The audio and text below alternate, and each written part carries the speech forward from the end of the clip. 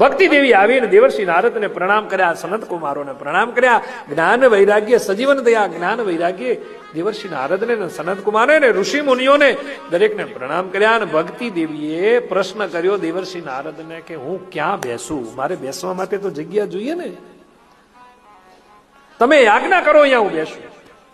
તમે મને વિરાજમાન થવાનું કોઈ સ્થાન આપો. અને એવા સમયે દેવર્ષિ નારદે કીધું કે ભક્તિ દેવી, તમારે બેસવું જ હોય તો જેટલા પણ શ્રોતા કથા સાંભળી રહ્યા છે એના મનમાં તમે કાયમ માટે બેસી જાઓ.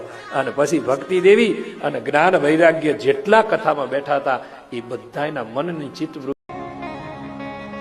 શહેરમાં જાઓ, નગરમાં જાઓ, ખૂબ કમાઓ, બંગલા કરો, ગાડીઓ ફેરવો, પણ વતનને ભૂલતા નહીં. વતન યાદ રહેશે ને તો તમને પરમાત્મા રામ યાદ રહેશે. જે દિવસે વતન ભૂલાઈ ગયું તેથી રામ ભૂલાઈ ગયો, સમજી લો. માટે વતનની યાદ રાખજો. શહેરમાં ફરો, વસ્ત્ર અને આ બધું જ આનંદ કરો, ફરો. મારી કોઈ નાજ નથી. આ નવી પેઢી, કોલેજિયન પેઢી તો કેવી ભાગશાળી છે. મને તો એમ થાય આમને કેવા પુણ્ય કર્યા છે. આજે દીકરા દીકરીઓ જોઉં છું. હે ભગવાન, અમને મનુષ્ય બનાવો. હે નારાયણ, હે પરમ તત્વ, અમને માનવનું શરીર આપો. એટલે ભગવાન એટલું જ કે સારા કર્મ કરો, ભજન કરો, તમારા પુણ્યનો ઉદય થશે, તમારી પાસે પુણ્યનું ભાથું ભેગું થશે, એટલે તમને માનવપણું મળશે. અને પછી તમારે માનવપણું. હવે પછી તકલીફ ક્યાં છે ખબર છે? જે ઉપર છે ને, જે સ્વર્ગમાં, એ અહીંયા આવવા મથે છે. પૃથ્વી ઉપર બડે ભાગ માનસ તનુ ભાવા, સુર દુર્લભ સબ ગ્રંથ ગાવા.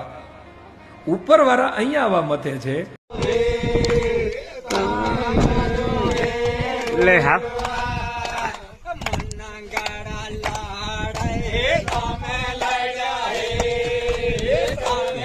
સોહા હો જાય